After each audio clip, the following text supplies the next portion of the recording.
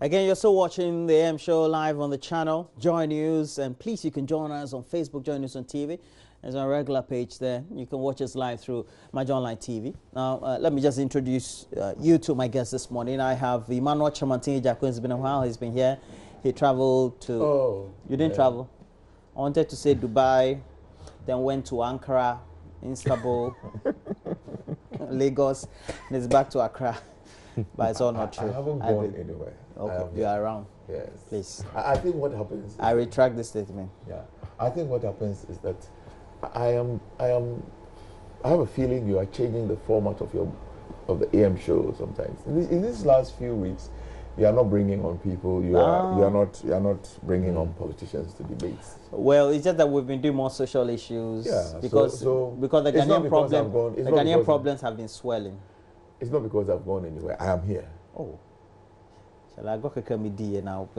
Oh, Debbie, I'm just correcting. if I go, I'll tell you that I'm going. Neil Ante van der Poel, boss. Neil Ante van der Poel is a member of parliament for the Ododo constituency. Good morning to you, boss. Good morning, Roland. You know, June 4 just take place. What was it? Was it Monday? Yesterday. Oh, yesterday. Yeah. Were you there? Me? Yes, you. Even though I'm a kid, no, I didn't go. Why? But we have some insight from Mr. Rawlings, so we'd like to play some and then we'll get to let's watch this, please.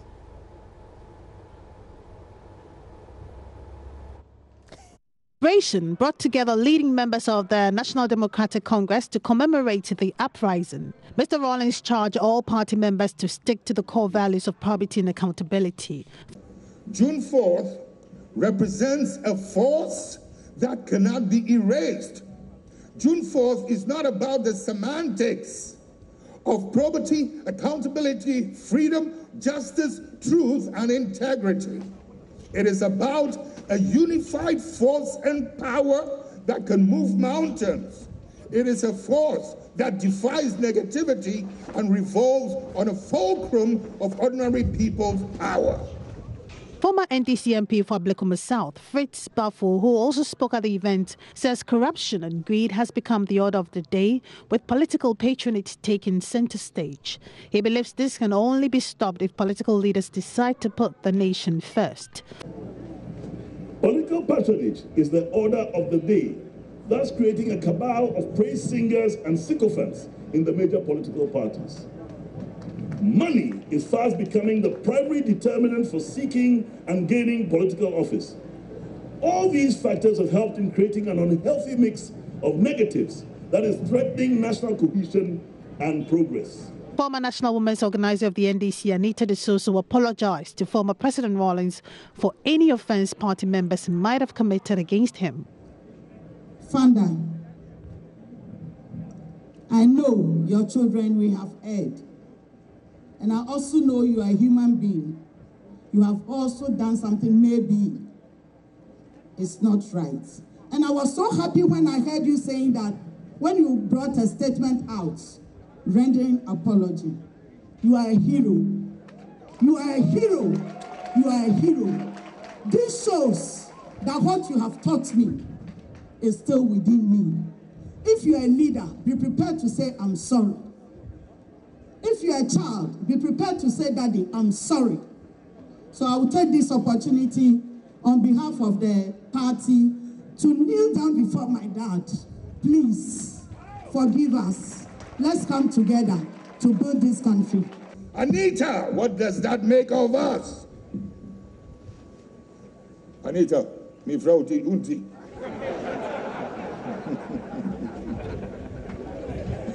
Anita, see me and papa.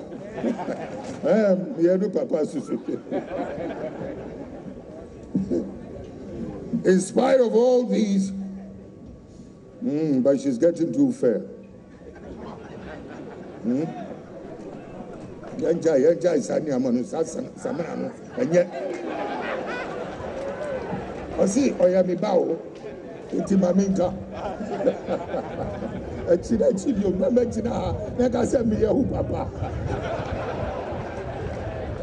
One of the young cadres of the party, Lawrence Lamte, called on party members to wake up and learn from their 2016 defeat.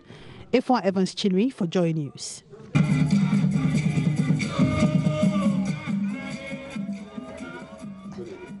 Nilante, you were not there. No. Why? The rank and file of the NDC was there. I'm surprised you were First, not let me there. take the opportunity of saying a very good morning to our cherished viewers and especially my constituents, the people of Odododio Gamashin, and to say that I'm so happy that this year's observance of the ban on drumming and noise making has been highly successful, and I hope it will continue. Particularly because it's also clashed with the Muslim feast of Ramadan, the holy month of Ramadan. So it's made the whole area very quiet and very serene. And I wish you could have that half of the year, all the time. On the issue, let me say first, the reason why I am a kidder, and I'm a proud one, but the reason why I have decided not to attend this function is the fact that I believe that if there is anyone who has betrayed the cause of the June 4th uprising, then it is the man himself who led it. Hey. Yes, because This is You mean Mr. Rawlings has... yes, because Hey, one of the basic tenets of the June 4th uprising was solidarity, loyalty, and also fighting for colleagues and comrades. We believe that the revolution taught us the need for us to win together, to succeed together, to move together, and be able to achieve together.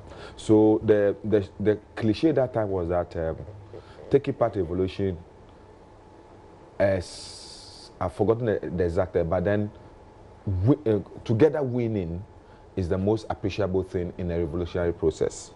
So I believe that in that vein, I have not been happy, and I'm not happy, and I will never be happy with his continuous vilification, washing our dirty linen in public, breaking the code of comradeship, and the camaraderie that I expected between cadres and people who are of the values of the revolution, because that comradeship is also part of the values of the revolution.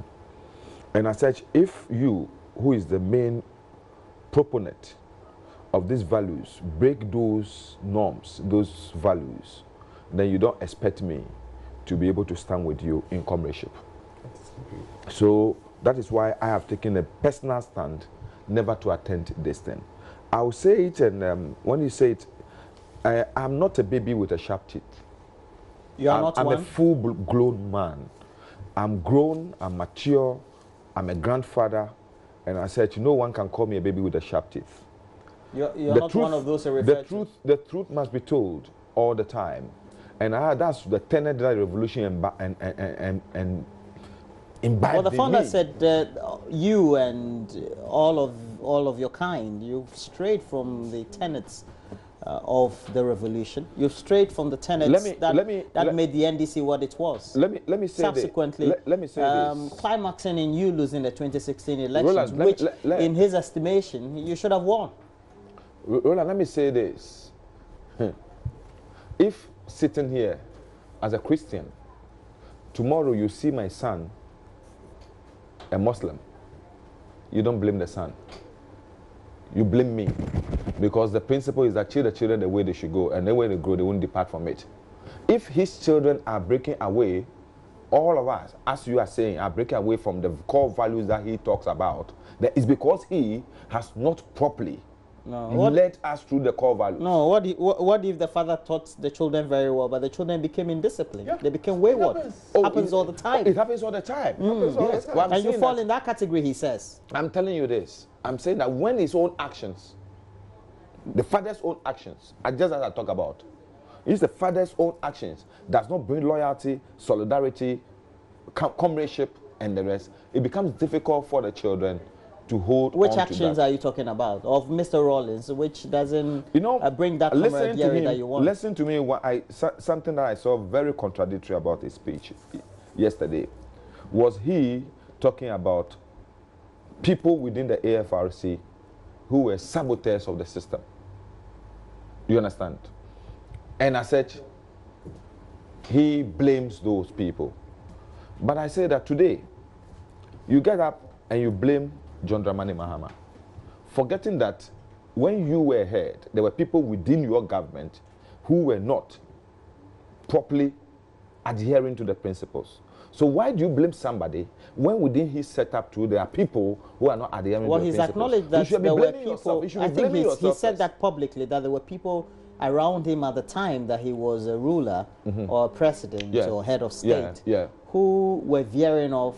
Yeah, so why would he blame himself for But he says those people have even come to contaminate you, the young people, so to speak. I'm saying that. As far as the revolutionary. So he understands that when you are the head, it's not always the case that the people around you will ascribe to what you stand for when you are the head. Mr. Rawlings says you and your kind, you've become deviant. Me? You know, that may be to his, but that may be to his own principle.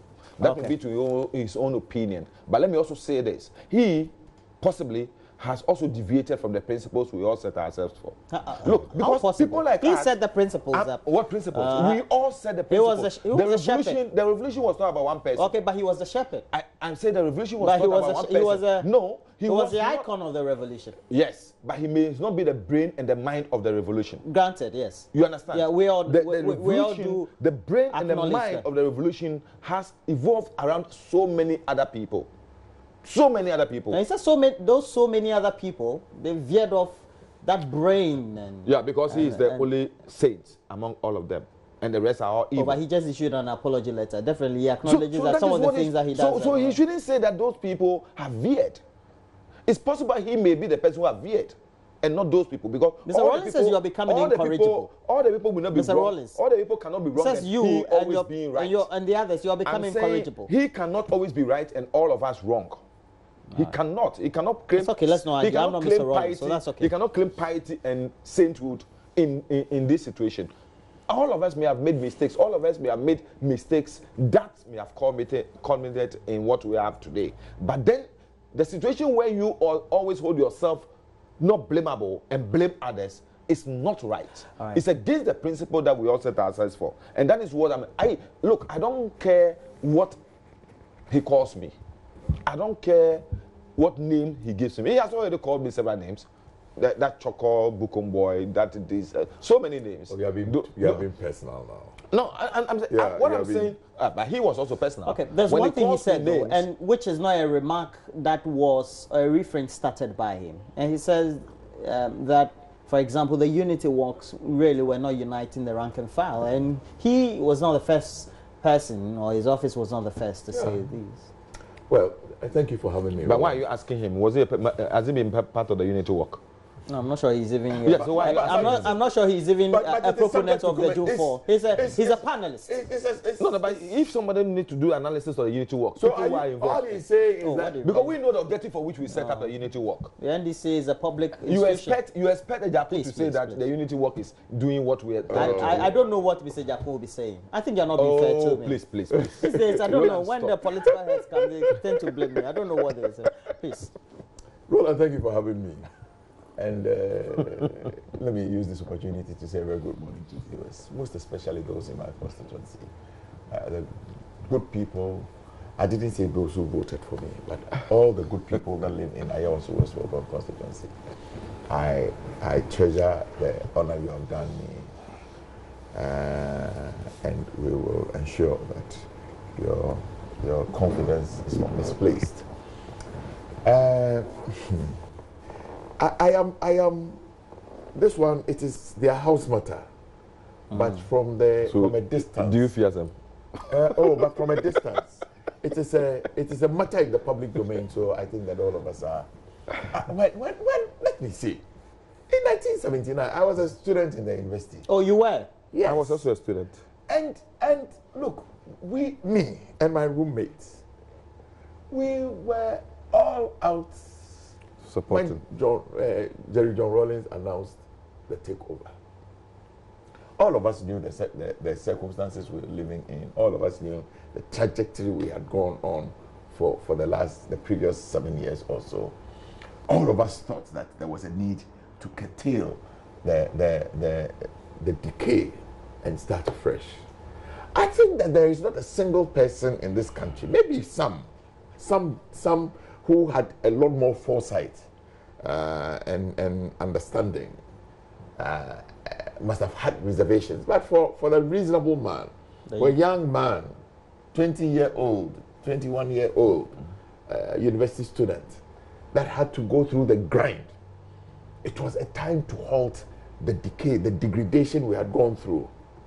It was, all of us were very expectant and hopeful. Okay. Almost 40 years after the event, with the benefit of hindsight, we can all begin to interrogate what has happened. Did it really stop the decay? Today, are people not doing worse things than what it was? But people don't kill. We can get into the merits and demerits of all of that. Okay. But you see, I think that, having said this generally, I want to just say, out of that revolution, June 4th revolution, there was a 31st December event, and out of it came a political party called the NDC. I believe, standing from the outside, Mr. Jerry John Rawlings, former President Rawlings, his point is that what's the underpinnings of the revolution that birthed the political party. Today, the state of that political party and its foundations are like day and night. He's talking about togetherness and things like this. For all of us who lived in this country, the essence of that was, the watchwords was probity and accountability. I think this is Mr. Jerry Rawlings' problem. Today, he's not even talking in the context of the nation. He's talking in the context of the political party. Where is the probity and accountability in that party? And transparency. Where is the transparency? Where is the probity? Where is the... As for me, I'm from outside though. They say that if the frog comes from under the water and tells you that the crocodile has died, who am I to challenge him? Mr. Jacob. You are the people who live under the water. Mr. Jacob. What you should know. You are the people who live under the water. NDC, AFRC, PNDC, NDC. All you did was that you removed the P, you removed the provisional, and you brought in a National Defense Commission. That's all they did. They removed the provisional. And their song was that NDC Otimoda, Congress Otimoda. You know, that is. But so what do you want me to say? The man has come from under the water and saying that crocodile has died. You want me to challenge it? But all of us, we sit outside and we see the crocodile is dying. Okay, let's so when you understand me? So Nilante, today I am. Me and him, we don't heckle. Nilante, today, you know, the trees have a saying. Akomko. I don't know how to say it in English. The fetish, the power is gone. Today it's just left with the power that they are throwing. You people, could you face Rawlings? Hey! Why is he God? He's not God. Yeah, so what are you talking about? But we all live in this country. Those days are gone. Well, that's those days are that's gone. Why he's so that is why the man. But that's the man. No system in the world is static. The man is the founder and leader of your party. He's saying that you have deviated. Do you know? Maybe. Mr. Akon, you are a politician. You know the laws of the Electoral Commission. Nilante. Yes. But when you were doing it, didn't you know that there was a law? Didn't you know? Please. Didn't you know? In 1992, when you used his blood to thumbprint your constitution, didn't you people know that the laws of this country didn't permit anybody to use his thumb to use his blood to thumbprint the constitution? So that makes him Nilante, you are the one who is saying that the laws of the country in 1992 has the laws changed. Didn't you know when you put him down as the founder? We are founding fathers of the party. Your constitution said that Jerry Rawlings is the founder. Go look at the founder. It's invented the commerce. See, you are being very confident. In any case, like I said, as far as we live somewhere, the people who live under the water, the NDC people, the founder and the originator has come to say that you have to be. As all we are saying is babies we were referring to. We are democratic. Honorable, I'm not a baby. Honorable. No, it's not about age. It was what? It's what? I was part of the system from '92, so nobody can call me baby in NDC. But I was. Were you there? I was a student. I was the first organizer of the GYLG. What's GYLG? Democratic Union of Ghana. So what? And so what? You are deviating from the core principles. Your founder is saying all this. You say you are GYG, you are LNG, LPG. As for me, all I'm saying is that if your father corrects you, you see what Anita D'Souza did. If your father corrects you, all of you should go and beg. Father, we have. Who all of us go and beg who? For what? I say, if you go and beg, it's good for you. If you don't go and beg, it doesn't matter. So I should also get up. I should also get up and go and kneel before. I say, if you. Has he also begged all of us for the mistakes he did? When it was convenient, in 1992, in 1996, when it was convenient. But you think I didn't let's end it. So you want the founder to come and beg you? I'm saying that. No, I asked a question. No. It's not what you're saying. It's the question. In 2000, when he became No, but it's not free for all response. In 2008, I could have come to record you. In 2008, when Rawlings became a fulcrum of your campaign, you were happy. In 2008? Yes. Who said that? Oh, that was a whole documentary that was done. I'm the director of operations of the campaign. When we were going to 10, didn't we all see? Oh, after we've won? Oh, you are the one. After we have won? But he was pivotal too. Oh, please. 2008, he was what? He was what? Pivotal. Hey, what are you talking Rawlings about? was pivotal. What are you talking about? It was a pivot. I said, what are you talking about? Do you know people who were pivotal on the campaign? Hey. Do you know? Mr. Milan Vanderpoy. Stop. MajorOnline.com will capture your utterances. And so what? I don't fear MajorOnline.com. Let me tell you, I say he was not pivotal. All I am saying is he was not pivotal. Summarize it to us so that we don't say anything wrong. I want you to change that statement. He wasn't pivotal in 2008 campaign. He was not instrumental in the campaign. 2008. That's a documentary published. He contributed to the campaign. They said that but don't say he was pivotal. If he was pivotal, where was the flag bearer? I didn't say he was a flag bearer, but no, people can be people. I'm saying we'll return to politics. What about? Please. It's okay. Let's cool heads prevail. I just want you to. Did you give him tea? He's agitated. No, I'm not. Did you get tea? I just want you to understand one thing. Listen to me. He's agitated. Is that tea or is water? What Ejakun has said, I just want us to understand. Look, the social revolution that started in Russia, the communist revolution that started, even in Cuba today. Don't forget about the French Revolution. And all revolutions that started, the recent one, the Arab Spring, are not static. Over the period, the dynamism of society changes the tenets and the structure of the revolution.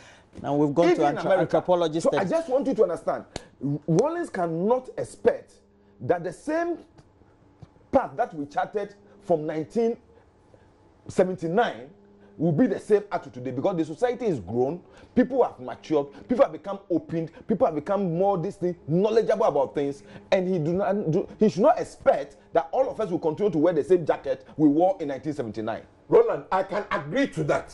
But look, there are some core values that does not change. And this is exactly what all of us are hearing former President J.J. Rawlings move about. There are some core values. The core values of probity cannot change. That is the core value of accountability cannot change. The core value of transparency cannot change. For the whole country. He is saying, the man who founded the party is saying that you have deviated from these core values. It's for the whole country. Are you going to Parliament today? Yes. You know your colleague, Kennedy Japan, has been commenting on a number of things about Anas. You know the premier is tomorrow. Yes. Anas has a premier. What's it? Is it 12? Number 12. Number 12 is on Ghana football. You've been okay. You were my boss at GBC, and Roland. You were my boss at GBC. You're a former minister of sports. I'm pleading with our viewers. I've made a categorical statement that I'm not going to comment on number 12 until it's shown on the 6th of June. Let's move on. After that, the whole of this country will hear my comments. Okay, because it was a crusade I am back upon, and people virtually vilified me, insulted me on it. And I'm happy, I'm grateful to the Almighty God that what He set me up to do, He has used another angel to do it. Anas is an angel. As far as I'm concerned. Kennedy Japan is questioning that angelic posture. Do you know about it? Well, Kennedy Japan himself. Kennedy Japan himself should know, check on the things he's talking about. I don't want to make a comment on this issue now. I will make my comments after tomorrow. Okay. After June 6th. Okay. Well, what I will say is that a lot of things have been said. I think Anas has done a lot of good for this country. Oh, I think he has done tremendous. A lot of good? Oh, yes, yes. Oh, yes. Look, people have questioned his method. My considered view, and let me say that this is my personal position. I'm not articulating, this is not a party position. I don't think that the MPP as a party has made it, but this is my very personal position.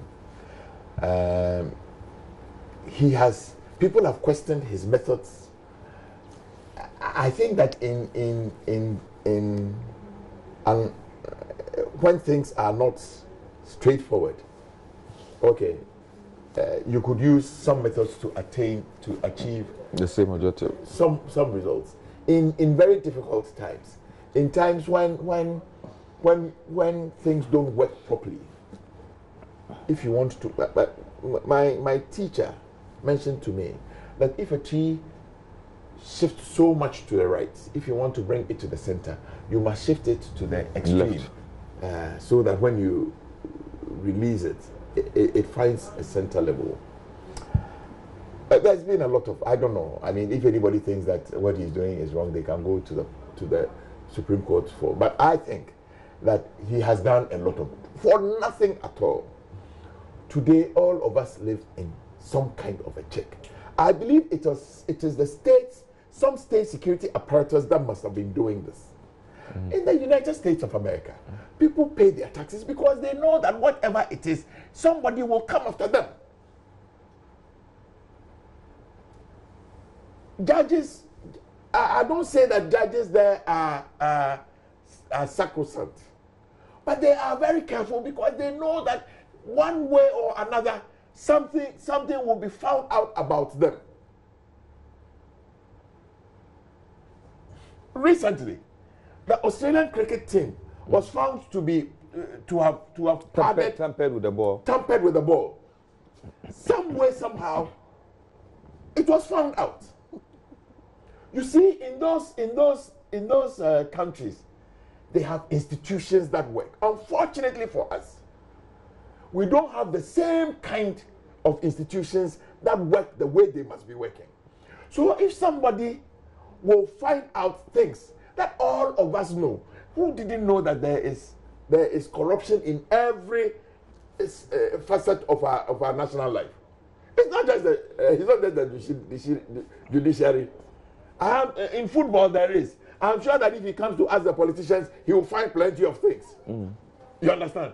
Everybody assumes that the politicians, particularly if you are in office, we heard in the past, we even heard that he was doing some investigations in Parliament. Yeah. It brought some quakes to all of us. Today, everybody thinks Anas is bow.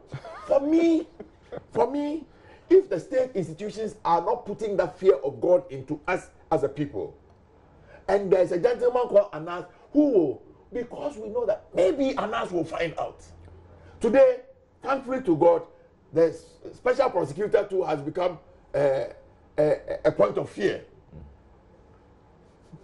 Joshua Hamid, what's his name? Martin Hamid is coming home. So everybody tries to do their things properly. I think that in a nation, there must be, because someone is overlooking our shoulder, we will act properly. What worries me is for the kind of work he has done. If anybody begins to say things like this and creates doubts and suspicions, it worries me. I hope that his managers will find a way to disprove all of this. For the things that this gentleman has done for this country, I don't want anybody to have any how do you call it, lingering doubts about him. As for me, for what he has done to date, I believe that he has done extremely well. Well, and you know, during Professor Mills' time, until he collaborated. Yes, the president himself gave him all the leverage. I will not be able to sit here and say what Kennedy Japan is saying is true or is not true. What I'm saying is that when people begin to, you know, that is how life is. Excuse me. That is how life is. Once people begin to throw things at you, and I've noticed this in this country, if they throw things at you and it is not true and you don't correct, it sticks. Eventually, when you want to come up, it becomes, I don't know how to say it in English. It becomes a self-defense mechanism. You know, when you want to correct, it becomes impossible. Yeah. Particularly if you are a politician or if you do something like Anas is doing.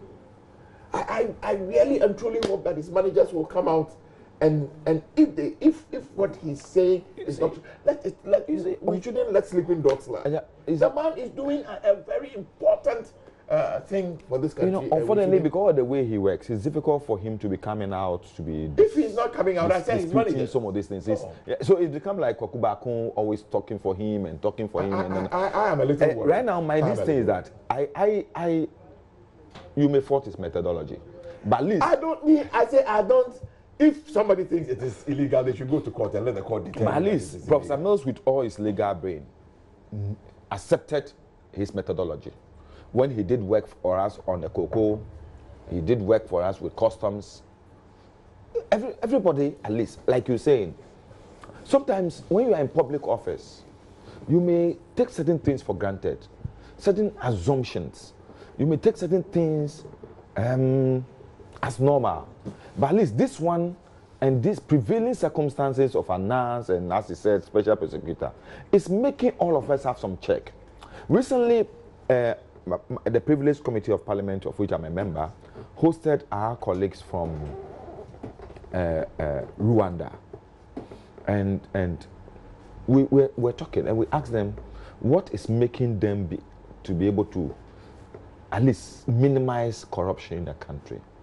They said it's all because the whole nation has become conscious of the fact that there is a watchman somewhere who is watching you as you do your work. Yeah, so that consciousness and that fear, that myth is there.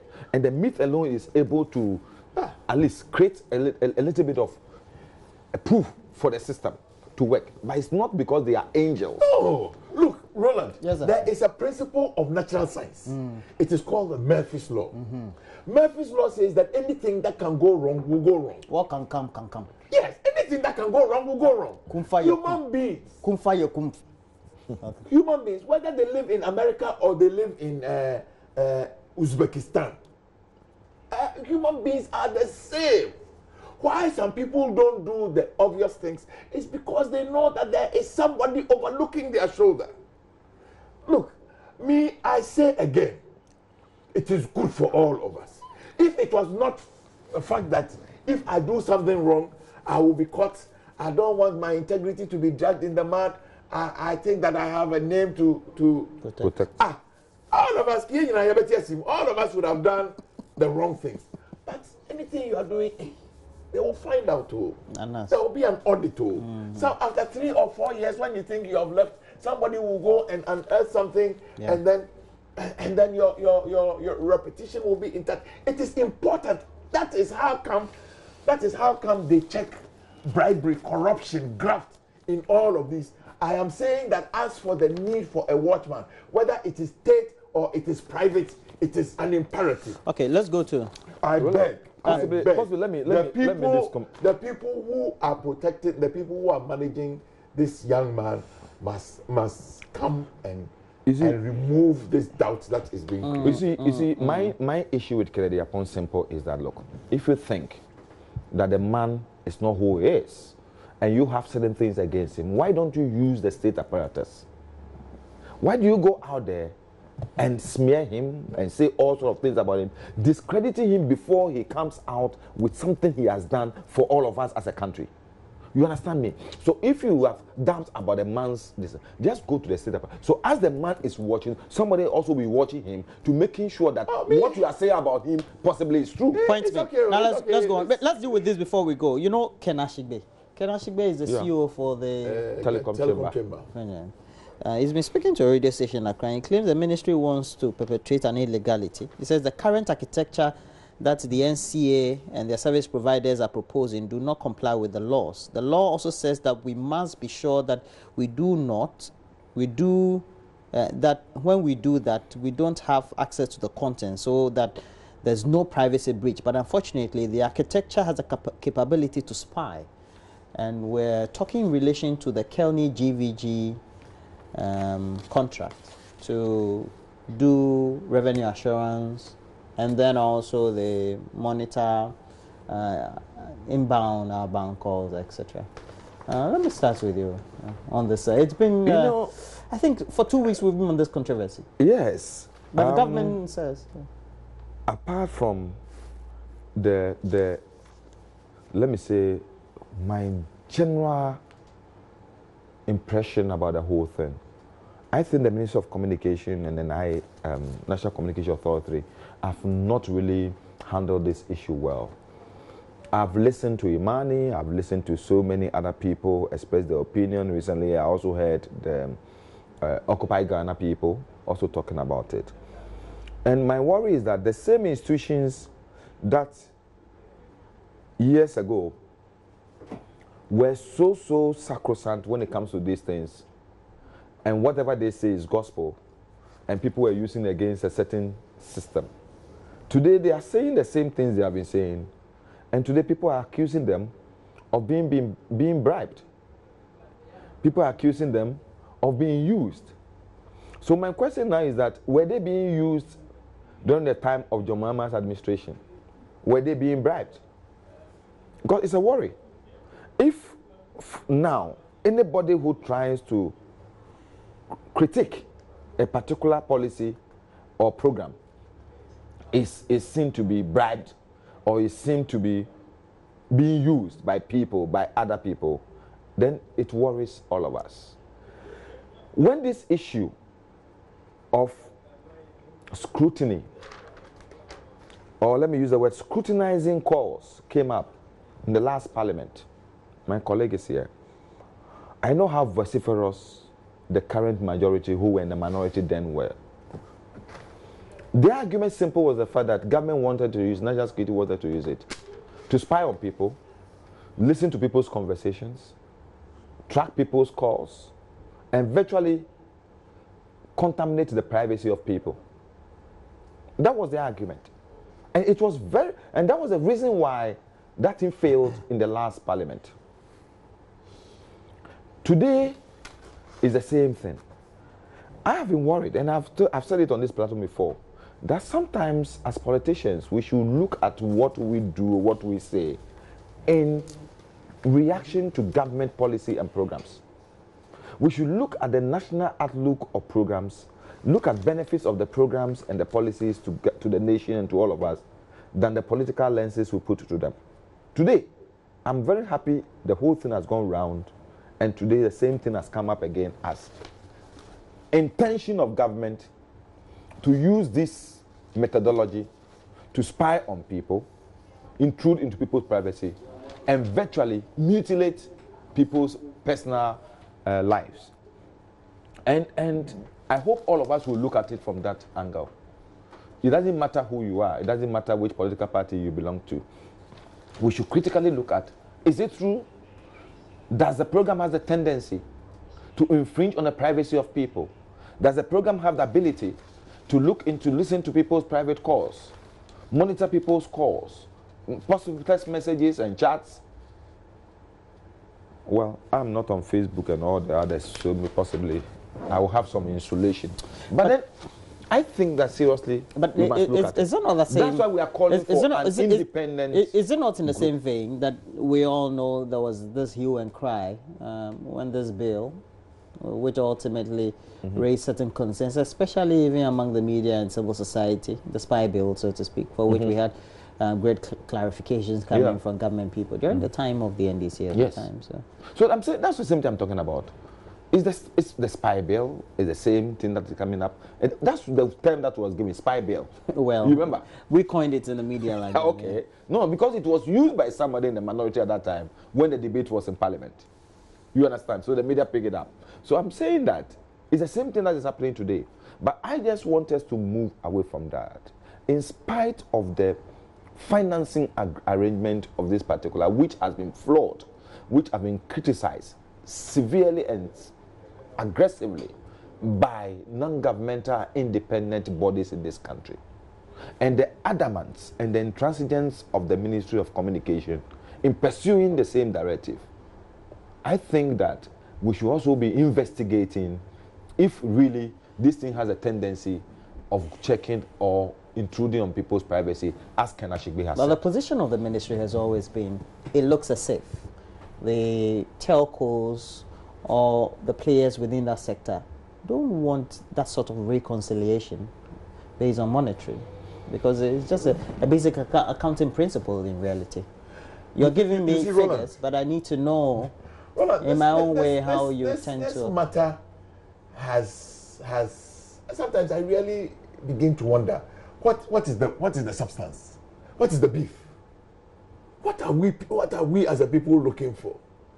Because every day I listen, the proponents of this have moved so far away from what they started talking about already. What did they start initially? I thought that... I said, do you know what they're talking about now? Probity and accountability. Yes. Now that is where, you know, initially, no. It was made to seem as, hey, they have signed a contract, there was no due process, it is fraudulent, it is... Now we are settling, I begin to hear two voices now. We have moved away from a contract that was not properly executed, and I've even heard... No, the mystery entity. The mysterious... Let's be truthful, Imani never really raised the issue about an improper executed contract. Well, what did they say? The issue about the entity. Yes. Kelny GVG.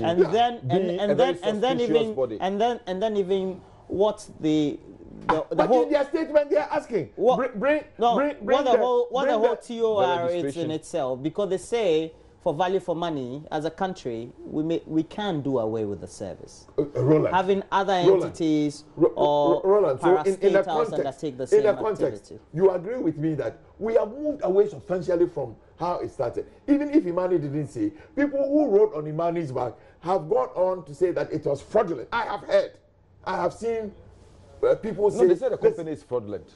They didn't say the process. I've heard people say the company is fraudulent, the process is fraudulent. So now what? It's no due process. But today, today I think there are two main issues.